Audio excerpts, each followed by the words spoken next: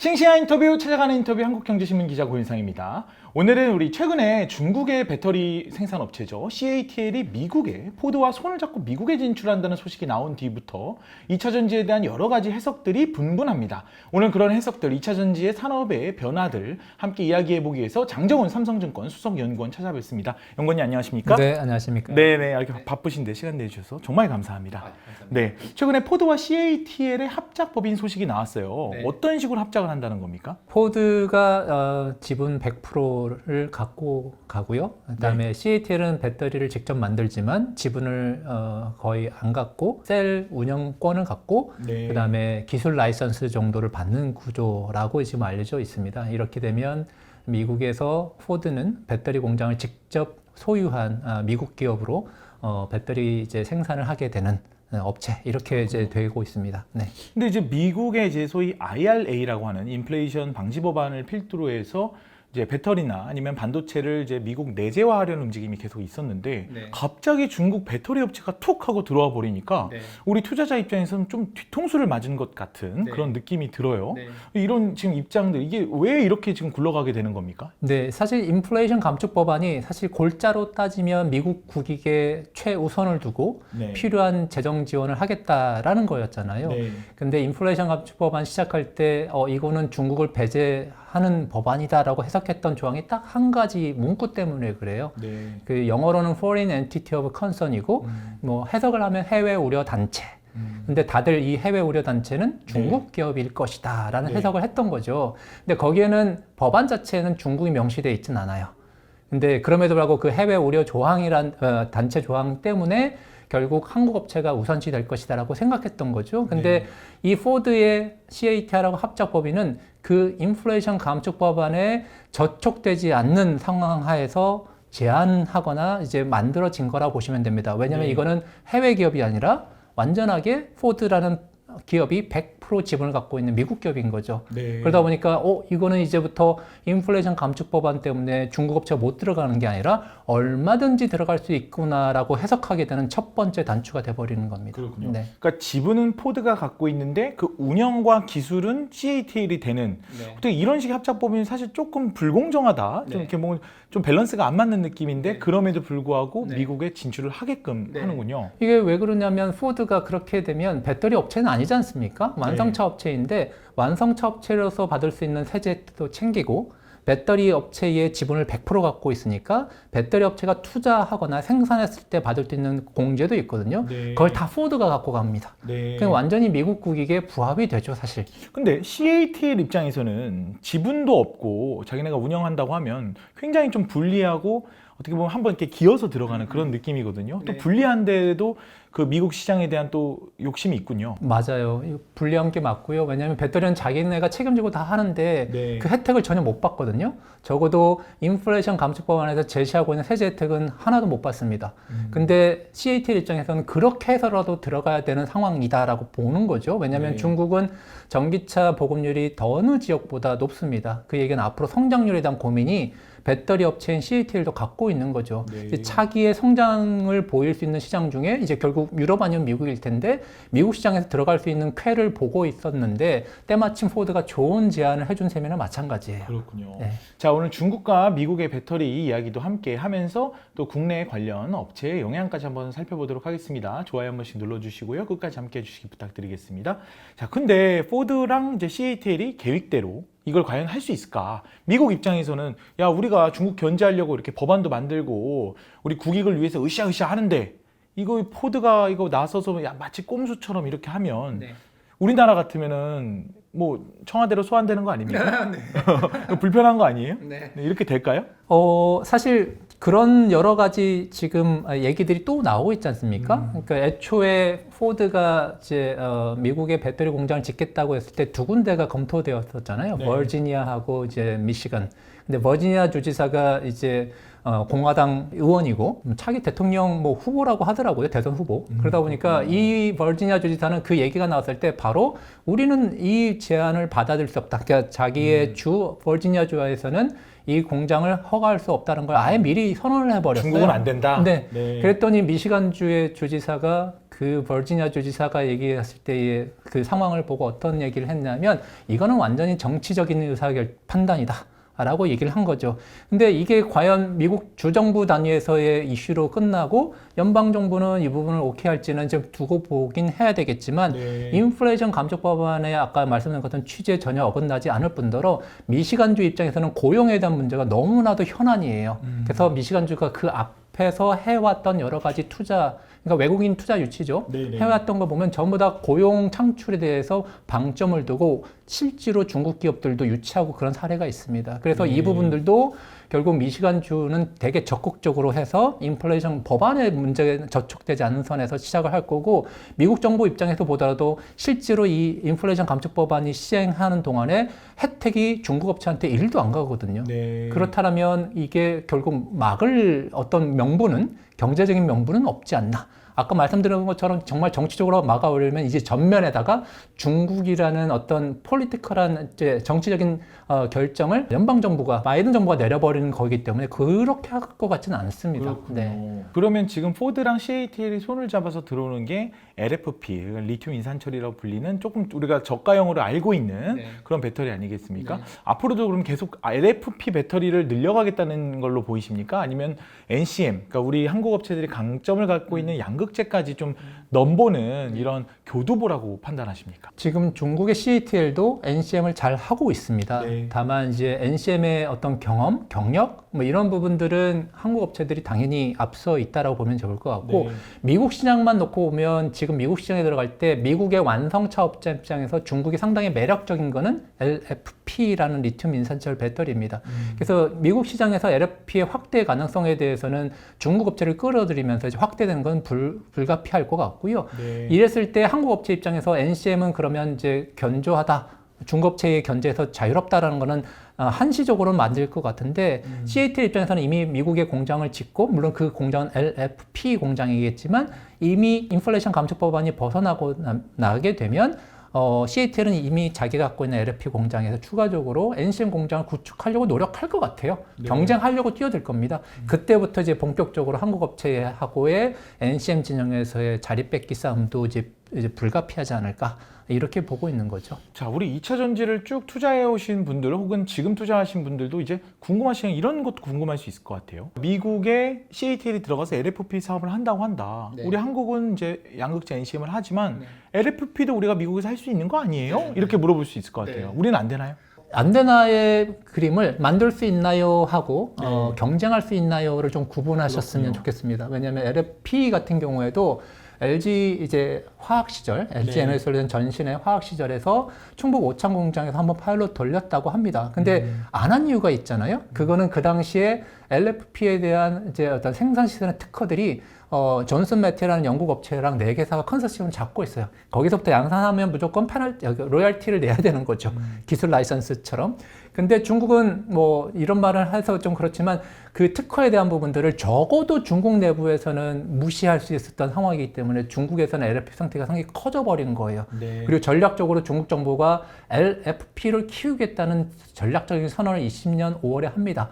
네, 그것 때문에 갑자기 중국 내에서도 전기차 내에 LFP 점유율이 5%짜리였다가 뭐 60% 이상 이제 올라가 버린 거죠. 네. 근데 이런 생태계가 구축된 중국하고 전혀 생태계가 구축되지 않은 한국 업체가 이제부터 시작한다고 하면 만들 수는 있으나 완성차 업체한테 가격 매력을 줄 수 있는, 그러니까 가격의 경쟁력을 줄 수 있는 제품으로 만드는 거는 당장은 쉽지 않습니다. 네. 그러면 적어도 한국 입장에서 보면 돈을 NCM이나 NCA와 같은 하이니켈 삼원기에서 충분히 벌고 나서 하더라도 해야 되는 거지 그렇지 못한 상황부터 당장 중국이 하기 시작했으니 우리로 따라간다고 하면 아마도 많이 힘들지 않을까 이렇게 생각이 듭니다.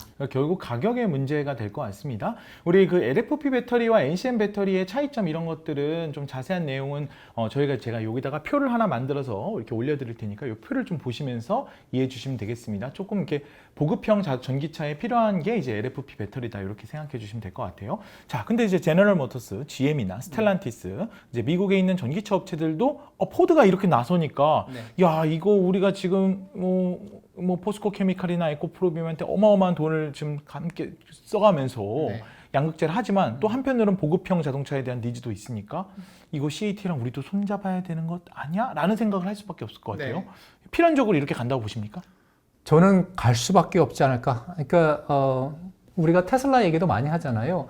어떤 기술의 우위 내지는 뭔가 기술 쇼업 이런 것들이 아니라 정말 이 친구들은 비즈니스적이다.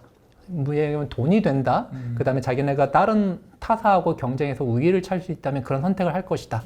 그러면 CATL이 물론 대표적으로 포드하고 손을 잡았지만 GM하고 스텔란티스 입장에서 어떤 일이 벌어지냐면 포드가 저렇게 나오면 우리도 미국 시장 내에서 경쟁하려면 동일한 아이템을 구축을 해야 되는 거죠. 예를 들어서 LFP를 가지고 포드가 저가형, 준중형, 소형차에 대해서 라인업을 갖출 수 있는 토대를 만들었다면 GM하고 스텔란티스 입장에서는 LFP의 중국 업체를 끌어들이지 않는 이상에서는 그 차종에서 경쟁할 수가 없다라는 결정을 내릴 거예요. 근데 LFP 업체가 CATL만 있냐? 그렇지 않지 않습니까? BYD도 있고 EV 에너지도 있고 고시안 하이텍은 되게 캐파가 큰 그리고 투자 여력을 갖고 있는 업체가 많아요.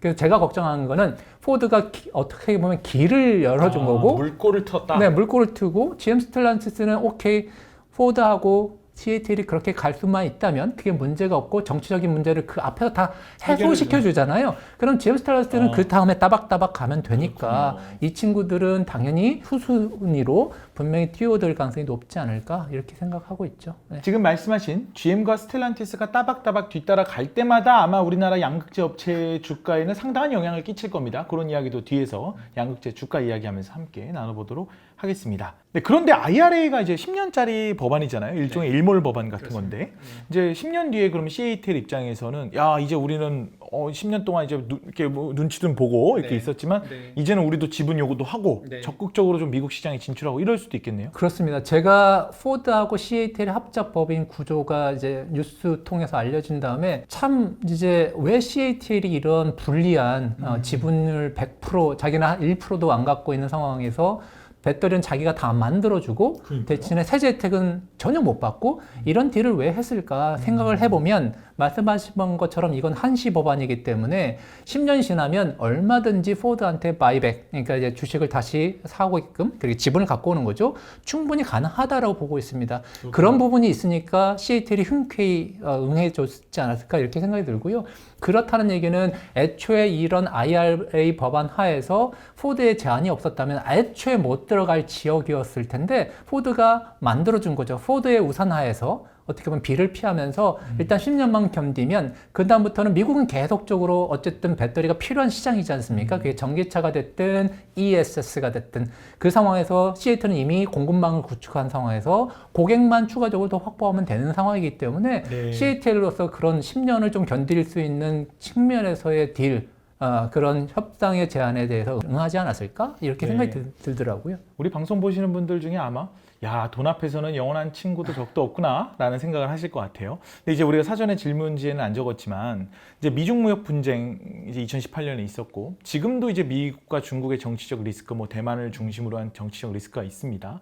근데 자유무역을 하는 국가끼리는 전쟁을 하지 않는다라는 우리 이야기가 있죠. 근데 이제 LFP 배터리라든가 이런 것들을 좀 교두보로 삼아서 오히려 좀 두 국가가 어느 정도 합의점을 좀 찾아갈 수 있는 매크로 환경의 개선을 기대할 수 있는 것 아닌가요? 그렇게 되면 정말 좋을 것 같아요. 그러니까 저희 삼성증권에서도 최근에 지난해 정말 이슈에서 리포트를 많이 냈던 게 지정학 이슈였거든요. 네. 그러니까 지정학에서 이제 지경학으로 하습니다. 예, 지리경제학적. 그러니까 예전에 같으면 불과 20년 전부터 최근 한 5, 6년, 뭐 최근 5, 6년, 3, 4년 전까지만 하더라도 글로벌 자원 배분의 효율성만 따졌어요. 네. 그러니까 정치적으로 대립 관계에 있어도 자원을 좀 더 싸게 효율적으로 구매할 수만 있다면 얼마든지 자기 공급망에 끌어들여왔었는데 네.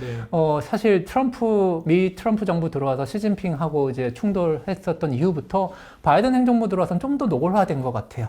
근데 말씀하신 것처럼 이번에 포드하고의 CATL의 합작 부분들이 그런 애초에 지경학 관점에서의 어떤 충돌, 대립 관련 갈등들을 어떻게 보면 우회하는 제 그림이 되기 때문에 네. 그렇게 되면 다시 한번 자원의 배분의 효율성 따지고 접근할 가능성도 배제하기 어렵습니다. 이 비즈니스 면은 좋아요. 왜냐하면 중국을 배제하고 그냥 독단적으로 자기의 우방끼리만 했을 때는 당연히 최종 비용 부담은 소비자입니다. 무조건 재료나 그 구축할 때 들어가는 모든 비용들은 원가에 다 녹아날 거잖아요. 네. 그게 배터리 부품이든 완성차든. 그리고 소비자가 부담하는 건데 이렇게 형태로 만약에 경제적 대립은 있지만 예를 들어서 전략적으로 협의를 해서 끌어들일 수만 있다면 분명히 코스트 측면에서 그러니까 소비자한테 전가되는 비용 부담은 줄어들 수 있으니까 그런 부분에서는 좀 바람직해 보일 수도 있을 것 같습니다. 시청자분들이 가장 기다리던 질문을 드리고 싶습니다.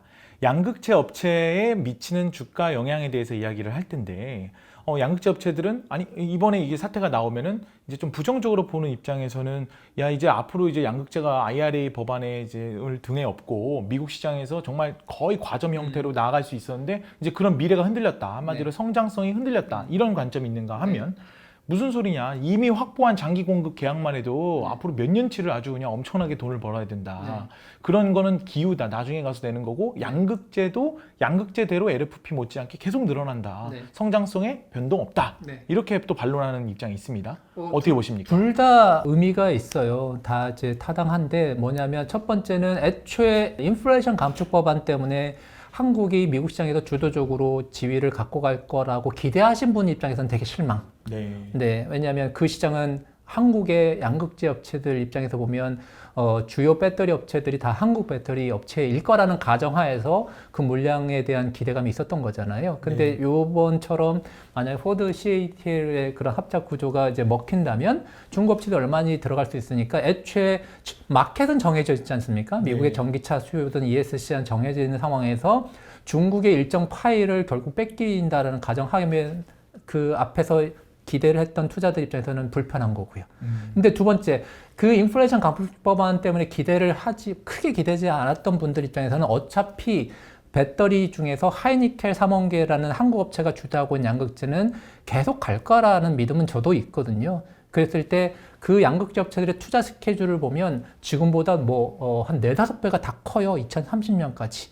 이제 그 과정에서 이제 하나씩 결국은 수요가 늘어나면서 수주 확정을 할 거예요. 기대를 하지 않았지만 결국 이제 앞으로 고객들이 끌고 가는 형태의, 그러니까 캐파는 늘어나는 거에 대해서 수주를 갖고 갈 수 있는 그림이 생긴다면 이제 그 부분에 대해서 되게 긍정적으로 생각하는 거죠. 아, 여전히 한국 수요는 유효하구나. 그게 주가에는 사실 긍정적이거든요. 최근 나왔던 것, 포스코 케미칼하고 SDI의 그것도 사실 타겟은 제가 해석하는 거는 미국 OEM들이니까 미국 완성차 업체들이니까 그런 형태가 나올 때마다 중국에 뺏기긴 하지만 그래도 수요는 따박따박 일어나고 있구나. 이렇게 보일 것 같아요. 그래서 딱 어느 게 하나가 좋다가 아니라 투자자들은 무엇에 기대했느냐에 따라서 온도 차이가 좀 있지 않겠나 이렇게 보고 있습니다. 수익성 차원에서는 이제 LFP 배터리에 계속 수요가 늘어나고 공급량도 늘어나면 이제 완성차 업체들이 양극재 업체들이나 아니면 이제 배터리 완성 업체에 대한 가격 인하 압박을 좀 늘릴 수도 있다.